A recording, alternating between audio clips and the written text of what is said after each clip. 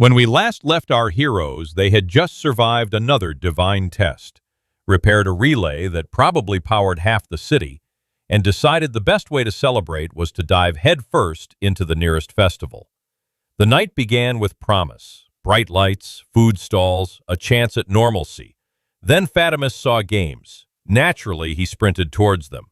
What followed was a dance so catastrophic it violated several local ordinances and at least one law of physics. Yet somehow, his sheer enthusiasm infected the group. Before long, the entire party was dancing, half of them badly, but happily, for the first time since all this began. Eventually, exhausted and riding the high of mutual embarrassment, they found an inn, the Copper Cup. There they met Hildaria, a calm, sharp-eyed wood elf who could end most conflicts before they started. She claimed her prey and walked them over. Then Fatimus sprung into action. He immobilized the entire group within 5 seconds. After that, you all darted off into an alley, Patrick holding his lantern, the rest of you attempting to hide. Once you realized it was safe, you decided it was time to find a place to lay your heads. So, what you doing? The streets are quieter now. The festival's noise fades into a distant hum, replaced by the softer sounds of night, the creak of signs, the rustle of paper lanterns swaying in the breeze. Warm amber light pools across the cobblestones as the 5 of you wander past shuttered food stalls and sleeping merchants. The Copper Cup is no longer an option, for obvious reasons. Most inns this close to the festival are full, loud, or smell like something recently died. Then, rounding a corner, you spot a sign swinging on iron hooks. The Silver Mare. The paint's faded, the wood warped by years of rain, but there's light inside. Voices, firelight, a promise of rest. Looks stable. Probably not cursed. You had to say probably, didn't you? At this point, I'd sleep in a storage closet if it had a roof and didn't talk back. Done that a few times. It's not so bad. You've clearly never slept in a proper alley. Some are quite comfortable, if you know where to look. I'll take you guys' word for it. You step inside. The tavern's small but warm. A fireplace crackles near the wall, and the scent of baked bread and slow-cooked stew fills the air. A barkeep looks up, middle-aged and weary, polishing a mug that's definitely older than some of you. You lot look like you've had yourselves a day. You could certainly say that. Do you have rooms available? Preferably ones with a functioning door? Aye, 1 room left. 5 of you might have to get creative. 2 beds, 2 bedrolls, and a bench that's seen better years. That's fine. We'll take it. I just want to point out what Steve did earlier. You all literally live in this city. I know it's D&D, but you're not required to sleep in taverns. Yes, we are, Glenn. It's in the player's handbook. All players must now act as if their homes no longer exist. You all were just inside Steve's... You know what? It's fine. Carry on. Wait. 2 beds? We can share one. The rest of the group looks at Hildaria with various expressions of shock. Yeah, I guess that makes sense. Double up a couple of us so no one has to use the bench. The barkeep slides you a key, smirking slightly. You head upstairs. The steps creak under your boots, each one threatening to give out but never quite following through.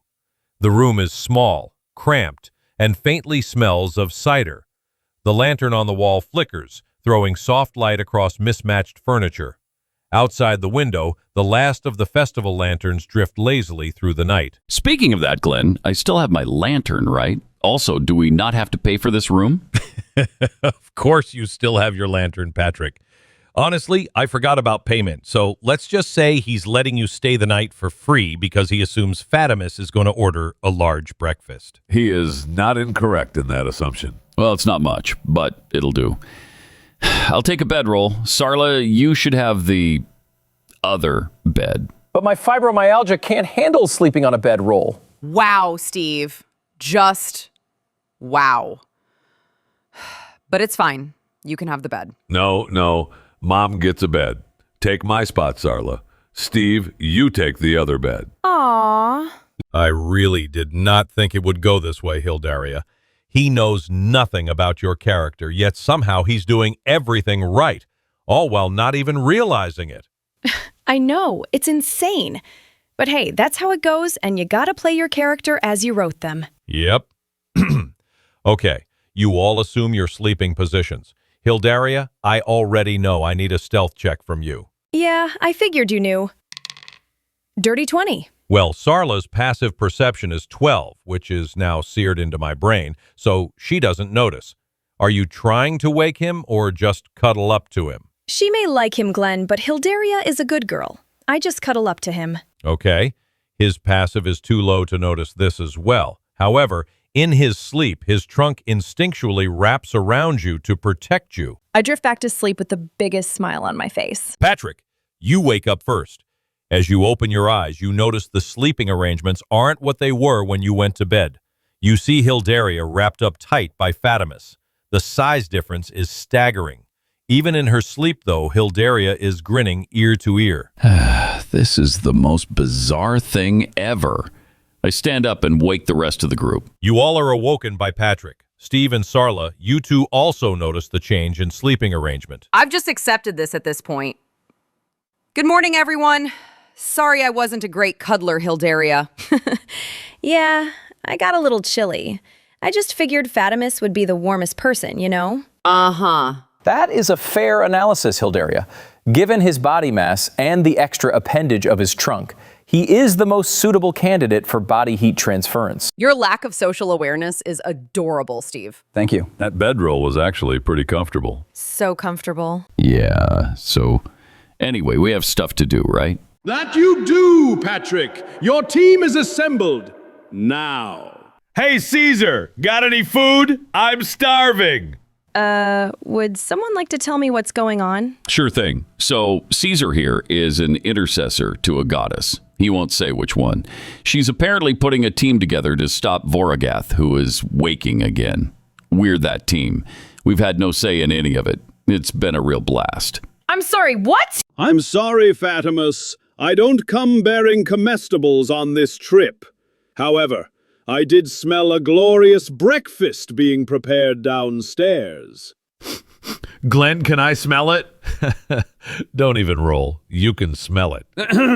Before you go dotting off, Fatimus. Caesar makes himself visible to you. He looks very eccentric. Lots of bright colors, hair design is wild, his clothing looks completely foreign, and he seems to be some species you all have never seen before. What is going on right now? Oh, so that's what you look like.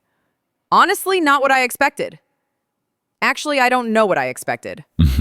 Nice to finally put a face to the voice, Caesar. Why are you acting like this is normal? What's going on? Hildaria, let me clarify your confusion. I am here on behalf of Baime. What? How? Are you one of the 7 worms? I am indeed the 7 Guardians Eternal. The 7 pieces kept. Your goddess requests your aid, Hildaria. Do you accept? Of course, but I don't know what's going on. These guys are all talking about Voragath. They've all apparently met you. I'm just very confused. For the sake of brevity, just assume Caesar filled you in on everything the group has learned up to this point. Oh my goodness. Then, does that mean to stop Voragath, the legends say we have to... Yes, Hildaria. The legends are true. However, defeat doesn't necessarily mean in combat.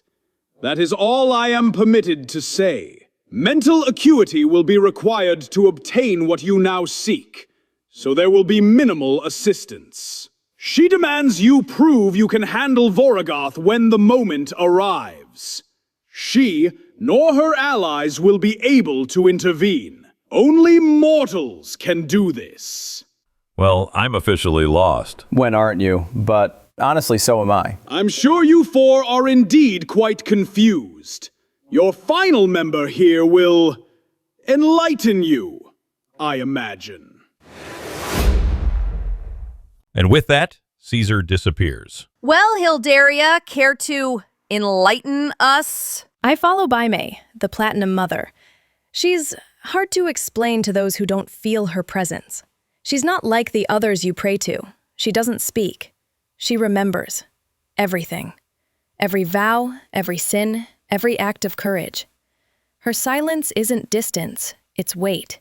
You feel it pressing down on you when you've gone astray, and lifting when you've done right. The world calls her the celestial worm, the great balance. She's not worshipped widely anymore. Her temples are old, buried under newer gods with quicker answers. But those who still walk her path, we remember the stories. Long before our time, when the Archmages defeated Vorgoth, they shattered their victory into 7 parts, 7 shards of power meant to contain him. To keep them safe, they entrusted them to Baimei, and she gave them guardians, 7 ancient worms, each bound to protect a single piece of the seal. We always believed the shards were just symbols, lessons, allegories about restraint, wisdom, sacrifice, not actual things. It seems they are actual things we must recover to stop Vorgoth. So it seems. If one of the 7 worms is guiding us, I trust it. I will walk this path. I must ask, do you all trust my matron? I know of your goddess. She is good and just. I will follow. Fatimus actually would know that, guys. That was legit and sincere sentiment. You know what? Screw it. I'm tired of being a run-of-the-mill nobody. Yes.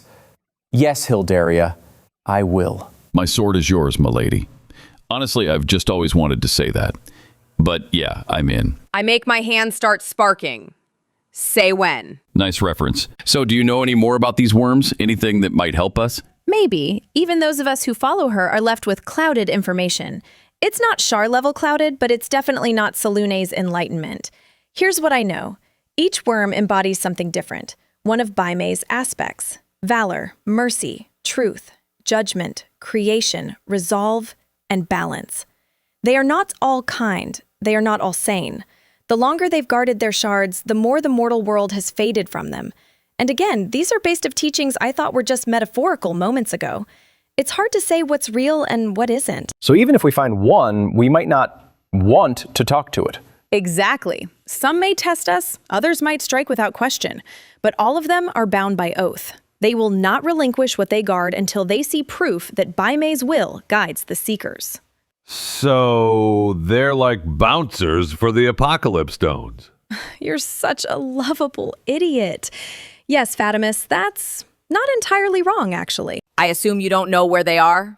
Unfortunately, no, but we're not without clues.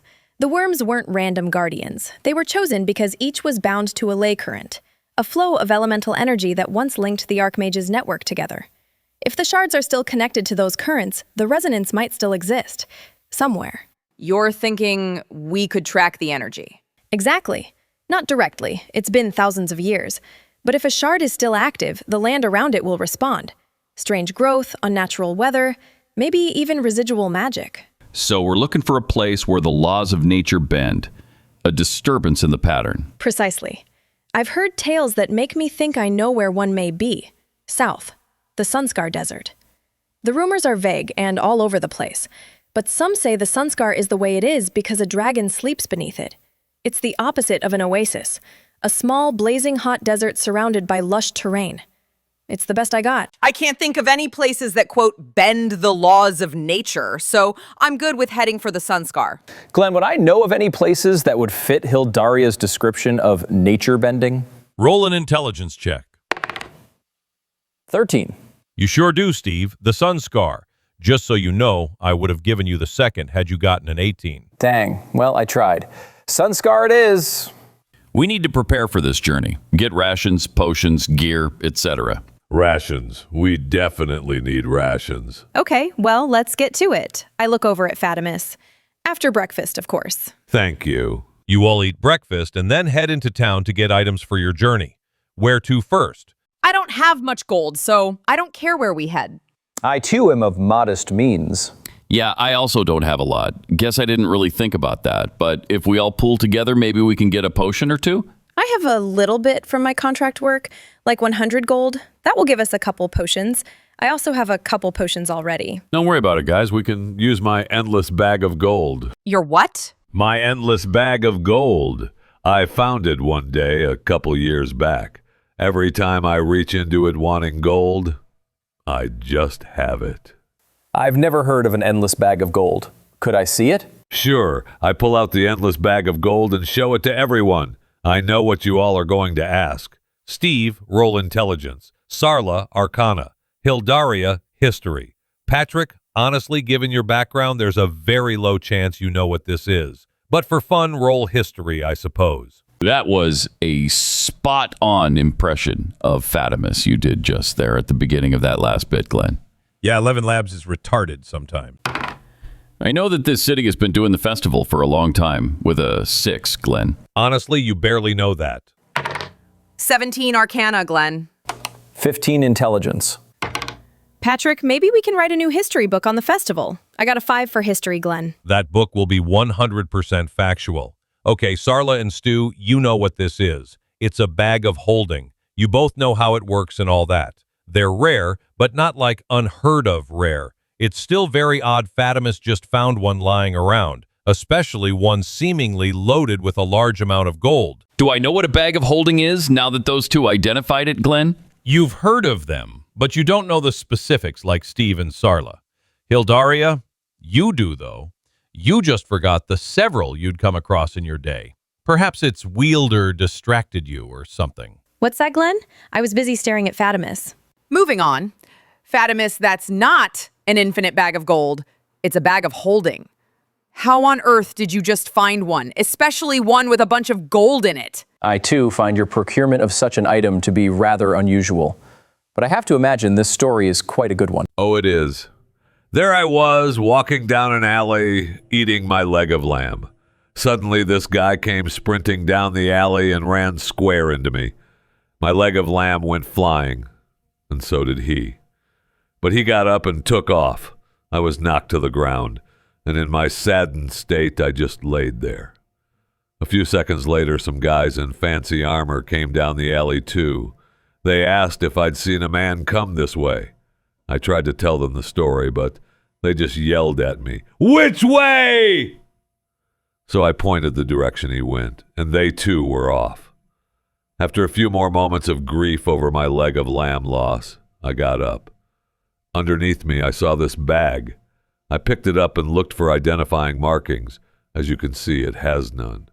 I reached in and couldn't feel anything, even the bottom of the bag. I didn't know what to do with it, so I just kept it. Then one day I was short on gold. I thought maybe there was some in the bag. So thinking about the amount of gold I needed, I started feeling around and bam! It was in my hands. Ergo, endless bag of gold. That is the most Fatimus story ever. So the way that bag actually works is you reach in and think of an item in it. Then the item appears in your hand. Since we don't know what's in it, we can turn it inside out to empty it and figure out what's in it. But not here. Let's go somewhere secluded. Glenn, do I see somewhere to do this discreetly? Sure, no need to roll. There's some alleys off to the sides that would suffice. Okay, let's go down that alley, guys. You all head down the alley with Sarla. It's secluded. No one will interrupt you here. Okay, let's see what's in it. Fatimus, how liberally would you have used this bag over the past couple years? Honestly, not that often. The temple provided most of what I needed, even to satiate my appetite. I'd say over a 2-year span, Fatimus would have used the bag a few dozen times, but only for food purchases. I didn't need to buy anything else. I turned the bag inside out. Okay, cool. I'm going to roll this out in front of you guys. The maximum that can be in here is 10,000 gold. I'm using the percentile die, so a 10 and below is your 10K. 94 would mean 9,400. You get the gist. 34. So there was 3,400 gold left. There's nothing else in the bag. I will say to accurately count it, that would take like 30 minutes, just so you're aware. Holy crap, that's a lot of gold. No need to count it now. Let's just get it back in the bag and move on. Agreed. Fatimus, flip it back the right way and hold it open for us. I flip it back. I start shoveling gold in. I'm just assuming you all are joining her in this. It only takes a couple minutes, and you all get it back into the bag. Okay, well, in all fairness, this is your gold, Fatimus. You good with sharing a little with us? Of course. I love you guys. He's so damned endearing. How? I know, even I'm starting to like him. Glad to see you all finally get it. Thanks, guys. It's nice to finally have some friends. I'll be honest, I sometimes mess things up around the temple, so a lot of the other clerics don't like me much, and none of the paladins do. Even if it's just because I have money, it's nice to be liked. Oh my gosh. I can't believe this is happening. That was above table. This part isn't. Aw, that's so... I hug Fatimus. I do too. While I do think it's sad he wasn't treated well at the temple, I mainly just wanted to hug him. Patrick and Steve, you two watch as Fatimus is being hugged by both of the rather attractive females in your group. Dude's got game. No denying that. I have no idea what you mean. Well, shall we go shopping? Actually, before we do, I extend the bag out to Sarla. Here, Mom, you should monitor this. Really? But it's yours. No, it's ours now. All of ours. I look around at the whole group as I say it with a proud smile. A smile that says, I believe this is a team that can do great things. Like blow up doors. What's so funny? Oh, right. You weren't there. Fatimus very unnecessarily charged through an unlocked door to an Arcana relay for the city, shattered it into a million pieces. Oh. Yeah, I could see that. Okay, so where are you guys headed? I suppose to the alchemist first? All right, for the sake of brevity, what all are you looking to purchase? I'd like to hit up the alchemist shop and enchanters if we can. One and the same here, Sarla, so a one-stop shop for you. I wouldn't mind hitting up the smith just to see if there's any upgraded armor or weapons I can get. We also need just basic supplies. Rations, rope, flint, that type of stuff. I'd like to head by my place for a couple things, if that's okay. What about you, Fatimus? I'm good, Glenn. Okay. Hildaria, yours is simple. It costs the group 10 gold for all the basic supplies. Patrick, they do have some upgraded armor for you, but it will set the group back 1,500 gold. Yikes. No, that's okay, Glenn. I think I'm good. Well, hang on. Glenn, what kind of armor is it, and what benefits does it give to Patrick? It's just standard issue plate armor, and it would raise his AC by 2. Oh, that's good. I think we should consider it. Consider it. I say do it. Can we have a negotiation for the price, Glenn? Okay, rather than RP this thing, I need Patrick to roll a persuasion check. Oh, boy. Okay. Yeah, that's a 7, Glenn. Yeah, it's 1,500. I give him the gold, Glenn. Okay. Well, Patrick, it seems you have plate armor now. Guys, this is too much. It's fine. Put it on. Yes, mother. Okay, Sarla, last stop is yours. What are you after? Just some health potions and anything else that may be of interest. Okay, well, the woman behind the counter tells you she has 5 regular healing potions, 50 gold each, 3 graders at 100 gold each, and 1 superior at 500 gold. Just roll your persuasion now, since I know you're going to try it. You know me so well, Glenn. 22. Of course it is. The woman looks at you and says, I can see you're on an important mission. Tell you what, I'll give you the lot for 800 gold. Deal. All right then. Well, you still have a few hundred gold to spare too. So, heading out? It's about 10 a.m. now. That didn't take all that long to do. Wait, what about my thing? No, your house was destroyed by the inventor. He snapped from Fatimus's destruction and stupidity in the relay center. Unfortunately, it was windy, and it basically became the Palisades fire and destroyed the entire district. There's nothing left. Death toll is in the hundreds. What? I'm joking. You got your stuff, Steve. Just a friendly reminder. I can destroy your world if I feel like it. So, you all are headed... Hell, I forgot what direction you're supposed to head at this point. Oh, right, south, towards the Sun Scar. Well, here we go. We're actually headed off to find ancient shards guarded by Baime's worms to somehow stop the ancient god of destruction. That's why I went by my house to grab my extra meds. Oh yeah, forgot to mention. Hildaria, Steve is a drug addict. Yeah, it kind of makes sense based on his abnormal behaviors, but he seems pretty smart, so pros and cons. I'm not a drug addict. You know what? Whatever.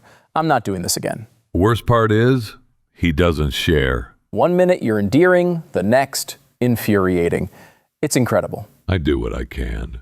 Oh, I almost forgot. Mom, I don't want to walk that far. Do we have any money left to get a wagon or something? Wow, I forgot we should look for transportation. Fatimus, your unique aversion to walking just saved us a lot of travel time. Thank you. You're welcome. You all head to the stable master. Hello, people. Can I maybe assist you? You want a horse? No. Ox. Wait, no. Wagon with an ox and a horse. No, that's stupid, Marvin. Okay. Sir, we just need means of transportation that can get us to, well, a decent distance south, preferably one that can transport some goods, too. So maybe a wagon with a few horses? South. How far south? It gets hot when you get too far south. You'd need provisions for the animals. Some animals are better in the heat. You going that far south? What are you needing? I need specifics! I back away from this clearly unstable individual. I have no idea what to do with this. My time to shine. I got this one, guys. Excuse me, sir. I apologize for the lack of clarity. We require a single wagon fitted with livestock capable of enduring great distances under heat stress. We require provisions necessary to keep them fed and watered under such conditions as well. Assume 2 weeks travel. If we require a second wagon for provisions alone, then we will purchase it and the livestock required to pull the second wagon. Thank you. Why didn't your friend just say that? Yes, for 2 weeks travel, you need a second wagon with provisions. So 4 horses used to hot climates and 2 wagons. 1 filled with provisions. That'll be 500 gold. Sarla, if you'd be so kind as to pay this man what he is owed. Sarla walks up and pays him while giving Steve a very stern look for not attempting to negotiate. Thank you, sir. We shall await the delivery of our purchased goods. About 10 minutes passes and the man brings out your wagons. It's all there. Meticulously loaded into one wagon is provisions for the animals. The organization is impeccable. Anyone know how to drive wagons? I do. Yeah, I can handle a wagon. I'll co-pilot the wagon Fatimus drives. I'll be his eyes on the road. I'll do the same for Patrick's. I'll ride in Sarla and Patrick's wagon, obviously. All right, you all load up and head to the southern gate of Fortalis. Thoughts about what may come fill your heads. You don't know what to expect or, quite frankly, how you got to this moment, but you know you're in it now. Oddly, none of you are fearful. It's more hopeful optimism that you feel. You pause as you reach the gate. You all look at each other, acknowledging what you are tasked with. Then you look forwards and head out. And that's where we will end this session, guys. See you next time.